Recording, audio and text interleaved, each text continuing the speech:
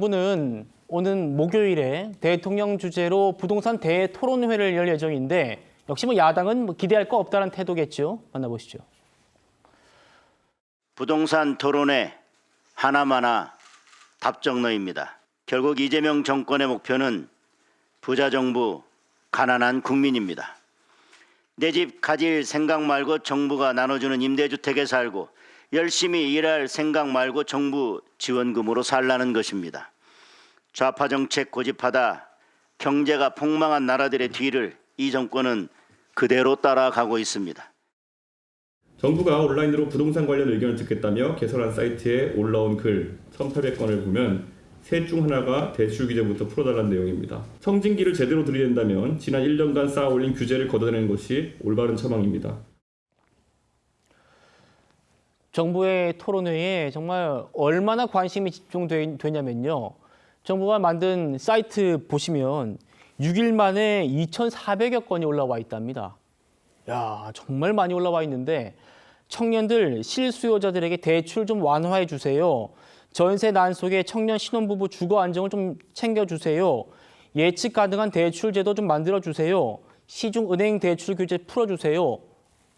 이런 얘기들입니다. 송혜보 선생님, 아까 쭉 통계봤지만 11호 대책 이후에 서민들의 삶은 더 팍팍해졌습니다.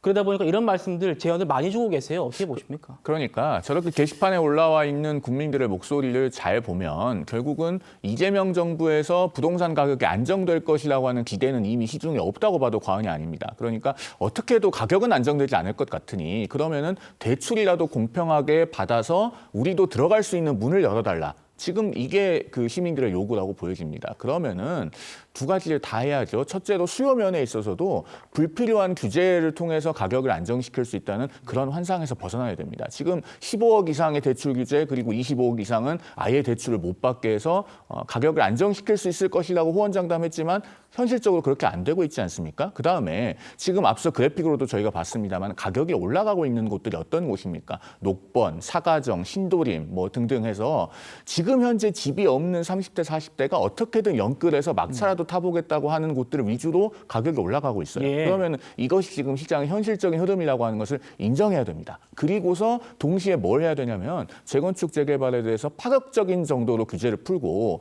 특히나 재건축 초과이익 환수제 그리고 분양가 상한제가 지금 재건축에 속도를 내는 것을 발목을 잡고 있기 때문에 그런 부분을 과감하게 풀면서 앞으로 시장에 양질의 공급이 되고 될 것이라고 하는 신호를 동시에 줘야 됩니다. 정답은 거의 나와 있다시피 한데 23일에 답정너식 토론회가 될 것 같아서 사실 좀 많이 걱정이 되고 우리 국민들을 또 한 번 실망시키는 무의미한 토론회가 되지 않기를 바라는 마음입니다. 예, 교수님 아까 총체적 난국 이런 표현을 써주셨는데 쭉 통계봤습니다만 이 서민들의 삶이 팍팍해질 수밖에 없는 게 월세가 높아지고 전세금도 계속 올라가고 내 월급보다 전세금 올라가고 월세 올라가는 게 더 빠르다는 거 아닙니까? 이거 지금 정부가 어떻게 좀 해결을 해줘야 될 텐데 대토론회 야당 보기에는 별로 답정너고 소용없을 것 같다는 거 아닙니까? 어떻게 보세요?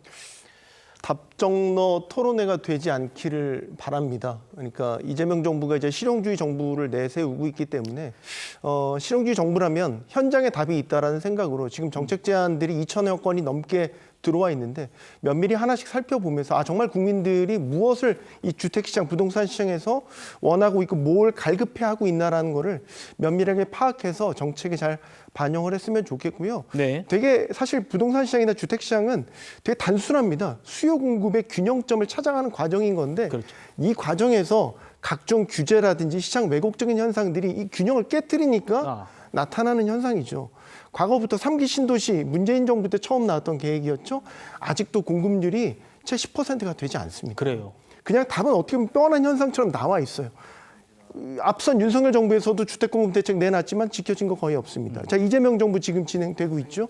또 이걸 봐야 되겠죠. 하지만 지금까지는 주택 공급이라는 부분에 있어서 사실 뚜렷한 해법을 내놓지 못하고 있는 상황인 거죠. 지금은 공급이 너무 부족한 상황입니다. 이런 상황에서 수요를 자꾸 억제하는 각종 억제책들을 내놨었을 때의 반대급부로 나타나는 이런 부작용들 지금 복도 하고 있지 않습니까?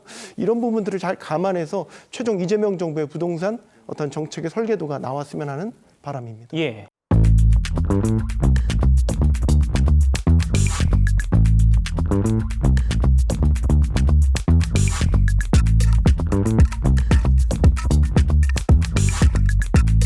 있습니다.